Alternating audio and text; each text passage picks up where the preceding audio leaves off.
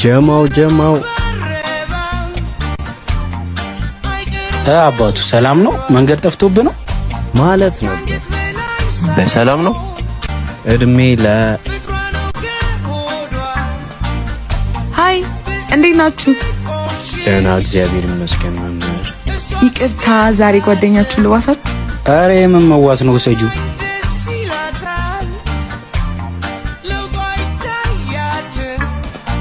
ጌታ ሆይ ስለምን ሲንግሉኝ እንድኖር ፈረድ።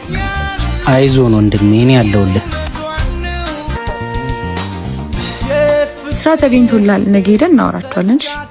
እሺ። እና ደግሞ አዲስ ቤት ትገባለህ እንዴ? የቤት ኪራዩስ? እኔ አበድራለሁ፣ ግን ሰርተህ ትከፍላለሽ። አመሰግናለሁ። ለምኑ? ለሁሉም ነገር። መምህርን በፍቅር አይን ማየት የተከለከለ ነው።